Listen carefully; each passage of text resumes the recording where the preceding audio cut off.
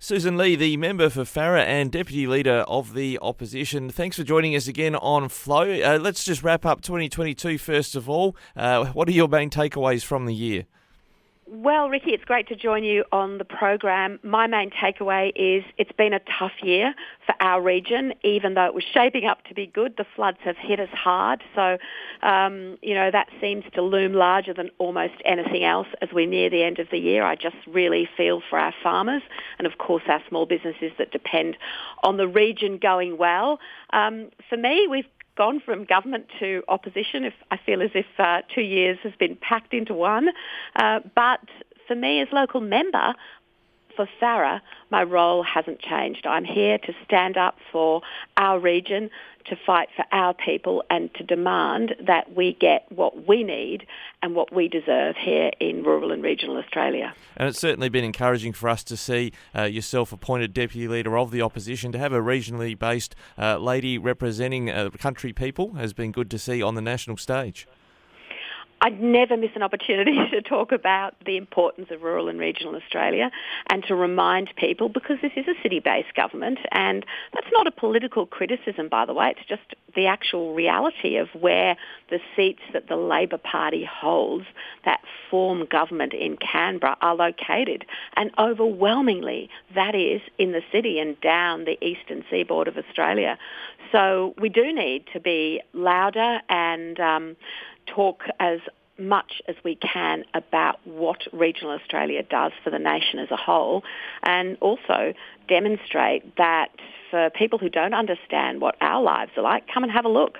Because what I'm finding is still post-COVID, people are making the decision to move out of the cities, and I absolutely love it. And, it can really deliver a boost for the western part of New South Wales that we probably haven't seen for a long time. On Flow, we're often trying to find positives out of difficult situations, and certainly both the biosecurity concerns out of Indonesia and the flooding possibly has given an opportunity for people to get a better awareness of what really matters on the land. Yes, that's right. And people, for example, don't understand that floods affect paddocks, which is the entire income for a farmer, and how much they have at stake. Or that children are going to school by getting through the floodwaters sitting on a tractor, because a tractor is well above the floodwaters. Or that, say, the little town of Hillston, which I visited earlier this week, while it's not flooded, it's completely cut off because the Kidman Way, about 35 k's north, looks like an inland sea. People don't understand that the Billabong Creek, which runs through the eastern Riverina, has really created some huge floods. But they've never heard of the creek itself. They only think about us in terms of our major rivers, and on it goes. So in talking about what is actually happening, you actually paint a really interesting picture of life here. But as you say, there's always positives. It's just a great place to live. I wouldn't trade it for anywhere. Well, you mentioned inland seas almost. What's the situation in Hay? Some incredible footage we saw on the Hay Plains, a big ocean from the Murrumbidgee there. Is that receded yet? Well, it takes so long to recede. I think the Hay Plain is probably the flattest part of the entire southern hemisphere, not just Australia. And this is the thing about riverine flooding and inundation. It takes a while to get there, and it takes a long while to recede. So for people who are expecting, well, the flood's here and, okay, we heard about it on the news and now it's gone, I'm reminding people that it hasn't gone. And for people who live with it every day, the realities of bad roads that are actually cut off and might be cut off for weeks, and, of course, mosquitoes. One of the things I did a few weeks ago was have an urgent briefing with the Health Minister's office to say we need access to vaccinations for Japanese encephalitis, because for outdoor workers or older people, while the incidence of the disease is quite low, it can be pretty savage if you get it. So, imagine just stepping outside, taking a walk up the road and being attacked by a cloud of mosquitoes that, look as big as motorcycles. And, I'm trying to paint the picture for people that it's not easy when times get tough with natural disasters. Yeah, absolutely, and I have seen some messaging from the Federal Health Department at least about educating people about covering up, but hopefully resources going to vaccination as well. When it comes to communities like Urana and Cora, where you mentioned road closures and the like, how much is the task going to be down in that part of your electorate in getting those roads restored, and is there a role the federal government should be playing there? It's going to be huge. Already New South Wales has offered councils or given councils money based on the size of the network of their roads, and that will help and it will get things underway. It won't be enough. So the federal government does need to, I think, provide additional funding to local governments.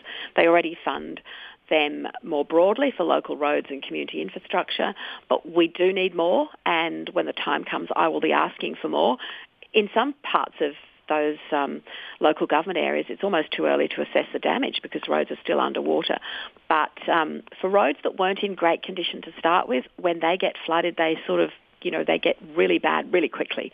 And we have to address that because we have to have safe roads for school buses, for families, for workers, and for our agricultural industries. Yeah, part of the conversation we've had with regional councils and on the air on Flow has been about building back better, they call it. Is there a case for the federal government maybe to provide that additional boost in funding when they're repairing roads so it's more flood resilient in future? I think there is, because what I've noticed is if it's a really good highway, when it comes out of the flood, it doesn't look so bad. But if it was a local road that still is vital to connecting a region, it can absolutely almost need a complete rebuild. We've got some surfaces of roads which have actually lifted up almost in one long piece of composite material because of the new materials that are used to build roads. And I wonder whether flooding was anticipated when these roads were designed. And so we do need, as you say, to build back better. That has become a bit of a mantra following natural disasters, but we have to walk the talk with this. So I'll certainly be explaining to the government, come and have a look. If they don't have a look, then they need to have a really good listen to the people that live here, and it's just not a small amount of money once it's big time ongoing. Well, Susan, you're also had a lot to say in Canberra with your new role in the Shadow Ministry, and particularly on industrial relations. Just how's that going to touch small businesses, these changes to the law that finally found their way through the Senate towards the end of the year? Well, no one wants these industrial relations laws if they're running a business. We couldn't find anyone in small, medium or big business who had a single positive thing to say about them. And that really speaks volumes.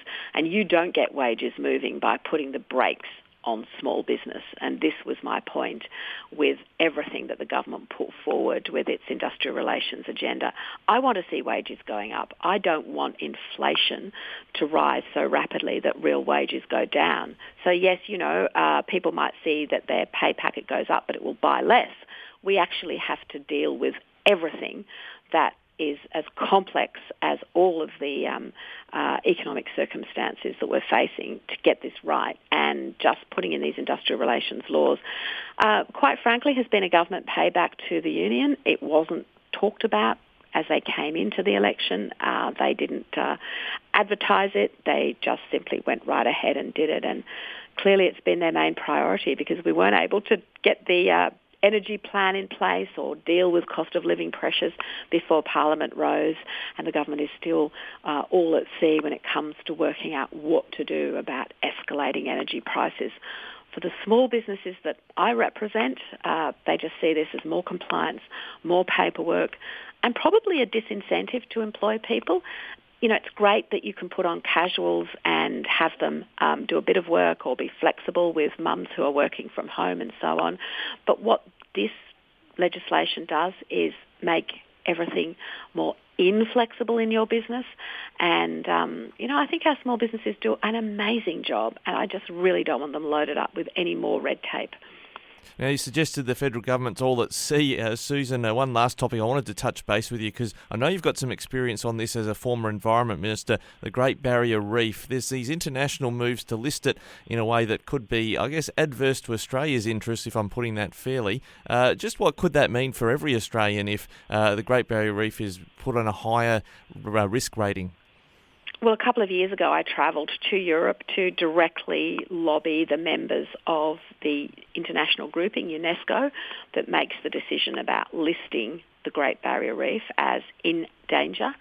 and was able to convince them that it didn't make any sense and the reef wasn't listed. So I expect the same action from this government, because it will devastate the tourism businesses that are up and down the 2,300 kilometres of reef catchment. It's a massive area. It's completely misunderstood by the people who, while well-meaning, probably haven't visited it and don't understand it and think it might be just a small area off the coast of one particular town, much as reefs look like in the rest of the world, but our reef is so different. So I've had a lot of criticism from the government and the Environment Minister about mismanaging the environment, but for them to drop the ball on this would be absolutely devastating for our Queensland communities and our international tourism. We allocated $1 billion to the reef as we left government, and I note the new government is spruiking that. That's fine. They can claim it if they want to, but they also need to back in that spending and our international effort to make sure we do not have the Great Barrier Reef listed in danger. It would be devastating. Sussan Ley, the member for Farrer and the Deputy Leader of the Opposition, thanks so much for joining us on Flow. Have a Merry Christmas. Always a pleasure, and Merry Christmas to all your listeners. Please travel safely on the roads and be kind to yourselves. And a postscript to that interview, great to be joined by Sussan Ley, but I do realise in hindsight I was referring to her as the Deputy Leader of the Opposition. She's the Deputy Leader of the Liberal Party. We speak regularly with David Littleproud, the National Party leader. He is the Deputy Leader of the Opposition.